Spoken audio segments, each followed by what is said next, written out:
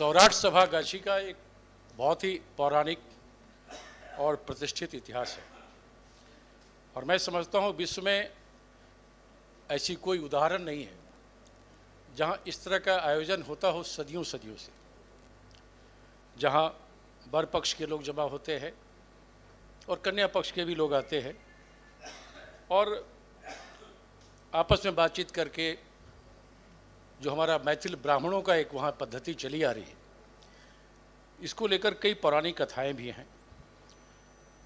वहाँ सैकड़ों एकड़ में भूखंड है, आजकल उस पर अतिक्रमण भी हो रहा है, कई वहाँ संस्थाओं का गठन भी हुआ है, स्वास्थ्य केंद्र वगैरह की भी बनाने की बात हुई थी लेकिन काम नहीं चला। पर्यटक केंद्र के बन जाने से उस महत्वपूर्ण जो उसकी ऐतिहासिक पृष्ठभूमि है उसके संरक्षण को एक बल मिलेगा। हमारे यहाँ एक सिस्टम है जिसको इधर मगध में तो सगाई बोलते हैं, वहाँ उसको सिद्धांत बोलते हैं। जो पंजीकार होते हैं उन पंजीकारों के पास इस विश्व में जहाँ जहाँ मैथिल ब्राह्मण लोग हैं उनके 7 पुस्तों की पूरी सूची होती है और उसको मिलान करके विवाह तय होता रहा है। ये हमारी पद्धति आज भी है। स्थिति ये आ गई है कि पंजीकारों की संख्या घट के अब 6-7 बची है और उनके जो उत्तराधिकारी होने चाहिए वो इस विद्या में या इस क्षेत्र में कैरियर न बना के कहीं दूसरे दिशा में रोजी रोजगार में लग गए हैं। कल को अगर वो संरक्षण नहीं मिला उस सिस्टम को तो क्या होगा? अगर ये पंजीकार नहीं रहे तो हमारे विवाह पद्धति फिर उस सिद्धांत कैसे होगा? कैसे पता चलेगा किस खानदान का कौन है? कहीं समगोत्रीय विवाह न होने लगे, कई प्रकार की गंभीर समस्याएं हो जाएंगी। वहाँ कई धार्मिक स्थल भी हैं, वो भी जीर्णशीर्ण अवस्था में होता जा रहा है। उस पूरे भूखंड का संरक्षण की आवश्यकता है और पूरे पंजीकार व्यवस्था को संरक्षण देने की आवश्यकता है।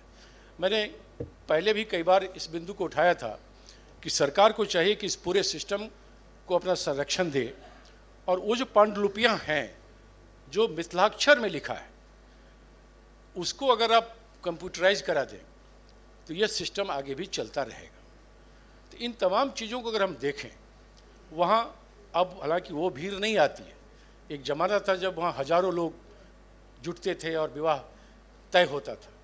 ये मैं मानता हूँ कि वो संख्या सीमित हो गई है, लेकिन वो हमारी संस्कृति है और वो हमारी पद्धति है जिसको जीवित रखना और उसे अक्षुण्ण रखना आवश्यक है।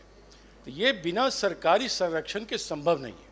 उतने बड़े भूखंड में एक चार दीवारी हो जाए और उसे पर्यटक केंद्र के रूप में अगर हम डेवलप करते हैं तो वो आगे भी चलता रहेगा और लोगों को भी समझने में पता चलेगा कि हमारी ऐतिहासिक पृष्ठभूमि ये रही है, पौराणिक पृष्ठभूमि है, हमारा ये इतिहास रहा है। तो आने वाली पीढ़ियाँ भी उन चीज़ों को समझ सकेंगी। तो वो तभी संभव है जब हम पूरे पंजी व्यवस्था को कंप्यूटराइज कर दें, वहाँ की आवागमन की सुविधा को और बेहतर बना दें। वहाँ लोगों के ठहरने के लिए इंतजाम किया गया था पहले, वो जीर्णशीर्ण अवस्था में आ गया है। अस्पताल, एक स्वास्थ्य केंद्र खुल जाए वहाँ, और भी कई ऐसी चीज़ें जो पर्यटन से जुड़ा है।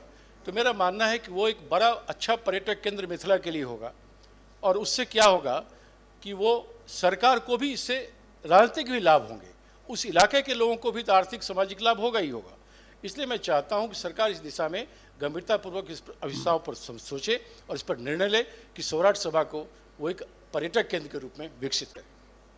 अपनी संभावना फिर से नहीं तलाश रहे हैं माननीय मंत्री।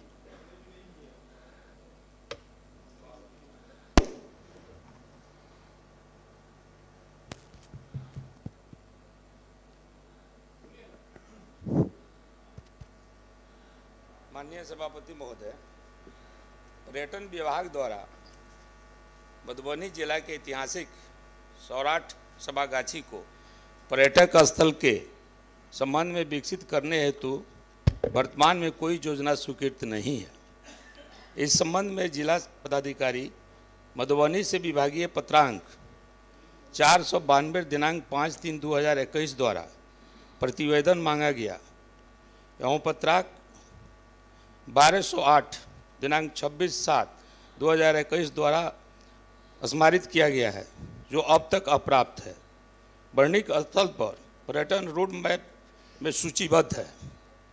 पर्यटकों की संख्या और निधि की उपलब्धता एवं विकास की प्राथमिकता के आधार पर पर्यटक स्थलों के विकास हेतु योजनाओं का चयन किया जाता है।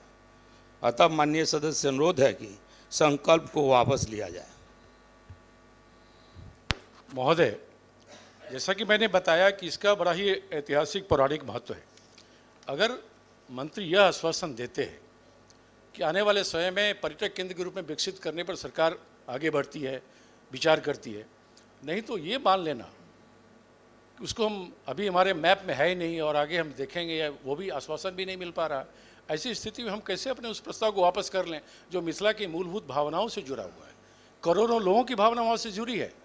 जितने मैथिल ब्राह्मण हैं इस संसार में, उनका वहाँ लगाव है। और वो विवाह पद्धति बंद हो जाएगा अगर हमारे वो सिस्टम को अगर आगे नहीं अक्षुण्ण रखा गया। वो जो हमारा पांडुलिपि में लिखा हुआ, ताम्रपत्र में लिखा हुआ चीज़ें जिससे हम 7 खानदान को पता करते हैं कि वर पक्ष का क्या है, कन्या पक्ष का क्या है, तो ये एक बड़ा गंभीर प्रश्न है। उसके संरक्षण के लिए सरकार को तत्काल विचार करना चाहिए। और वो तभी संभव है जब आप एक रोड मैप लेके आएँ कि सौराठ को एक पर्यटक केंद्र के रूप में विकसित करेंगे। बाहर से भी लोग आएंगे, आपका पर्यटन के मैप में सौराठ आ जाएगा, मधुबनी आ जाएगा। और सबसे बड़ी चीज़ है, आपको उस इलाके में जिस विधानसभा में ये है, वहाँ भारतीय जनता पार्टी के ही विधायक चुने गए हैं। इसका मतलब वहाँ के लोगों ने आपको वोट भी किया है। तो इन चीज़ों को भी ध्यान में रखकर मेरा आग्रह हुआ कि मंत्री जी इस पर स्पष्ट कुछ न कुछ आश्वासन दें, तभी मैं वापस दूंगा प्रस्ताव, नहीं तो मेरे लिए तो कठिन होगा। मैंने कहा है सभापति महोदय, जिला पदाधिकारी मधुबनी को लिखा गया है, उसका पत्र प्राप्त हो जाता है तो इस पर विचार हम लोग करेंगे। पर्यटन विभाग इस पर विचार करेगा। ऐसे सूचीबद्ध है, सूचीबद्ध है, रोड मैप सूचीबद्ध है। और नहीं, वापस माननीय सदस्य अनुरोध है कि आप वापस ले। अगर सरकार आश्वासन देती है कि सूचीबद्ध है, उस काम को आगे बढ़ाएंगे, तो मैं वापस लेता हूँ। ठीक है, डन।